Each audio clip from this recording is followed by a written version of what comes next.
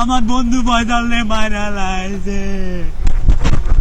আল্লাহ, আমি আরিফুল ইসলাম জিসান। আমি তো ক্ষতিপূরণ দিব।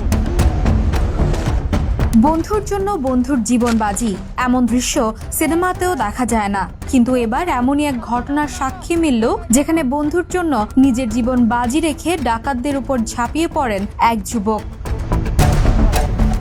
এভাবেই বন্ধু জিসানের বিপদে নিজের জীবনের মায়া না করে বাইক টেনে ডাকাতকে আঘাতের চেষ্টা করেন ফয়সাল ভুইয়া। বিষয়টি সোশ্যাল মিডিয়ায় প্রকাশ পেলে প্রশংসায় পঞ্চমুখ হন সেই বন্ধু।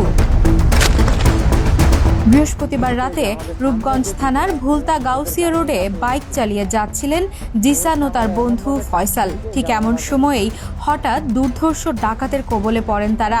ভাইরাল হওয়া ভিডিওতে দেখা যায় দুইটি বাইক হঠাৎ করেই তাদের বাইকের সামনে এসে দাঁড়িয়ে যায়। এরপর কোনো কথা বলার সুযোগ না দিয়ে দেশীয় অস্ত্র নিয়ে এলোপাথারি আঘাত করতে থাকেন জিসানকে। সেই সাথে ডাকাতরা জিসানের একটি বাইক ও আইফোনও নিয়ে যায়। ডাকাতরা জিসানকে আক্রমণ করলে পরবর্তীতে তার বন্ধু ফয়সাল নিজের জীবন বাজি রেখে ডাকাতদের রুখে দেওয়ার চেষ্টা করেন।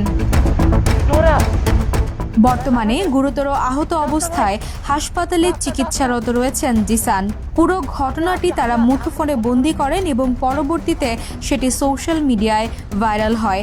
বন্ধু জিসানের বিপদে ফয়সালের এমন ভূমিকায় নেটিজেনরা প্রশংসায় ভাসিয়ে দিচ্ছেন। অনেকেই বলছেন এই সময়ে এসে এমন বন্ধু পাওয়া ভাগ্যের ব্যাপার। আবার কেউ কেউ বলছেন জীবনে একজন ভালো বন্ধু থাকলে আর কিছুরই প্রয়োজন হয় না। মেহরুন্নেসা তন্নি, দ্য নিউজ। দেশে দেশে সবার সাথে দ্য নিউজ।